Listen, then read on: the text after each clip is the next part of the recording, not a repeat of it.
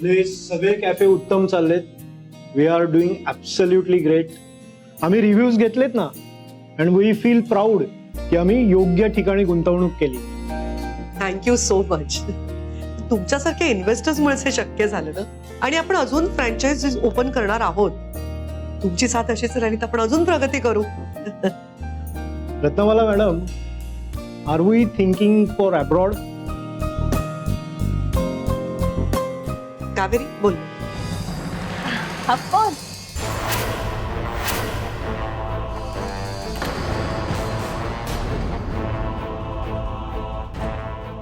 Our first target is metro cities like Noida, Delhi.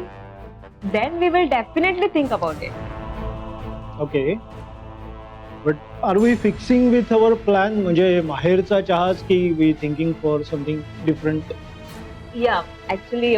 Sania, याबद्दल कावेरीला जास्त माहिती. कावेरी तू बोल.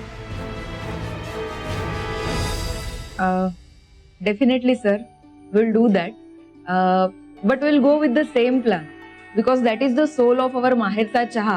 So wherever we'll go, Mahersa Chaha will carry our tradition and culture. वा, great.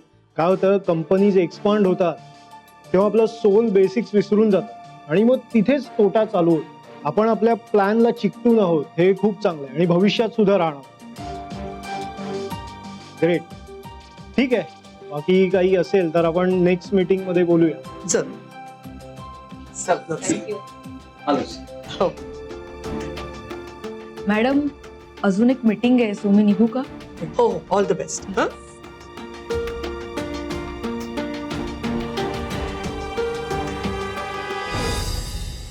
एक minute Sania, मी तुला घरून निघताना निक्षून सांगितलं होतं, तू डायरेक्ट मला रिपोर्ट करायचंस आणि मी सांगेन तेवढंच काम करायचंस, बरोबर? त्यात अजून एक गोष्ट ऍड कर. मी सांगितल्याशिवाय ऑफिसमध्ये बोलायचं नाही. हो काकी, पण मी सांगितल्याशिवाय ऑफिसमध्ये जर तू तोंड उघडलंस ना, तुला तशीच घरी पाठवून देईन सानिया, लक्षात ठेव. कळलं?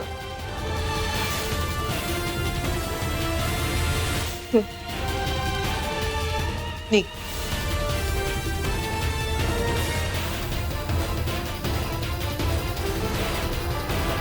अधोगतीकडे नेणारे विचार आहेत आदित्यचे. पुढे काय होणार आहे ना, काहीही कळत नाहीये. हो ना, हो तोच तर खरा प्रॉब्लेम आहे. आपण सगळे काय सांगतोय हे जर त्याला कळलं असतं ना, तर आतापर्यंत माहेरचा चहा किमान किमान अर्धा तरी आदित्यच्या नावावर झाला असता. हो की नाही? हो कावेरी, आज तू आली होतीस ना ऑफिसला, वेळ कसा गेला कळलंच नाही. तुम्ही या घरात येताना स्वाभिमान कुठे गहाण ठेवून आलायत का? रत्नमाला, एक शब्द सुद्धा बोलू नका तुम्ही. मी तुम्हाला निक्षून सांगितलं होतं, तुम्हाला या घरात पाण्याचा थेंब सुद्धा मिळणार नाही. तसं असताना सुद्धा या घराची पायरी चढायची हिंमत कशी केलीत तुम्ही? हो हो, थांबा जरा. मला चांगलं आठवतंय तुम्ही काय सांगितलं होतं. म्हणूनच पाण्याची बाटली मी आणलीये घरून. आणि तुम्हाला वाईट वाटायला नको म्हणून मी दुपारचा घरचा डब्बा सुद्धा आणला. हो की नाही आकांक्षाताई? आणि हो, क्लिअरच सांगते हा, नाही म्हणजे माझ्यासाठी रत्नमाला मोहितेंचा आदेश, रत्नमाला मोहितेंचा आदेश तो पाळायलाच हवा, नाही का? आणि राहिला प्रश्न स्वाभिमानाचा, रत्नमाला ताई, माझ्या पोटचा गोळा राहतो तुमच्या या घरात. नाही म्हणजे तिच्यापासून तुम्ही मला कसं तोडणार? मी सुद्धा एक आईच आहात ना. नाही म्हणजे राजवर्धन घरी नव्हते तेव्हा तुमची तगमग होतच होते की. मी आपलं सहज माझ्या बच्च्याला भेटायला आले आणि बघितलं तर काय, ही आपली माहेरच्या चहामध्ये. नाही म्हणजे चांगलंच आहे हा. कारण नवऱ्याची तब्येत बरी नाहीये म्हटल्यानंतर नवऱ्याचं सगळं काम माझी बच्चाच सांभाळते. I am so proud of you.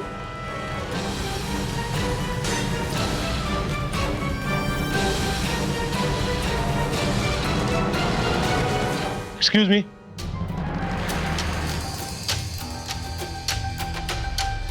Rajvardhan Mohite.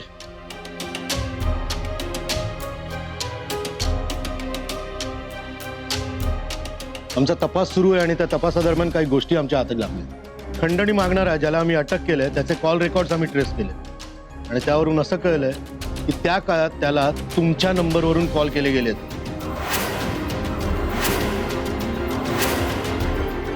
याचा अर्थ तुम्ही त्याच्या संपर्कात होता हे प्रूव्ह झालंय आता.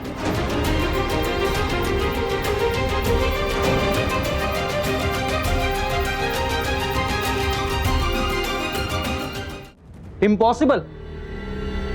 माझा फोन घरीच होता. कशावरून तुम्ही खरं बोलताय? आणि जर तुम्ही खरं बोलत असाल तर मग तुमच्या नंबरवरून त्याला कॉल कसे केले गेले? इन्स्पेक्टर साहेब, मी तुम्हाला पुन्हा पुन्हा सांगायचा प्रयत्न करते, तुमचा गैरसमज होतो. फोन घरी होता पण राज मुंबईत नव्हता, तर तो कसा काय कॉल करेल? माझ्या मुलावरती पूर्ण विश्वास आहे. मॅडम, जिथे विश्वास असतो ना तिथेच विश्वासघात होतो. एनिवेज मिस्टर राजवर्धन, आम्हाला तुमचा फोन हवाय. त्या फोन मधले सगळे call details, call records, chat history, messages आम्हाला सगळे ट्रेस डाऊन करायचे. आम्ही तुमचा फोन घ्यायला इथे आलो आणि ह्या त्याबद्दलच्या ऑर्डर्स.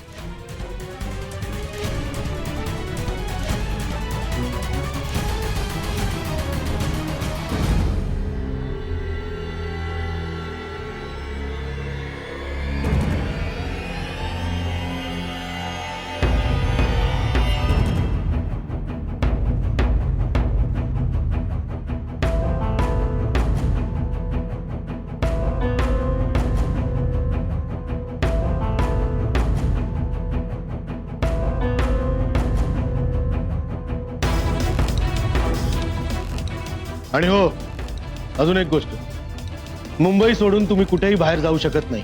कारण जेव्हा जेव्हा आम्हाला तुमची चौकशीसाठी गरज लागेल तेव्हा तेव्हा तुम्हाला चौकीत हजर राहावं लागेल.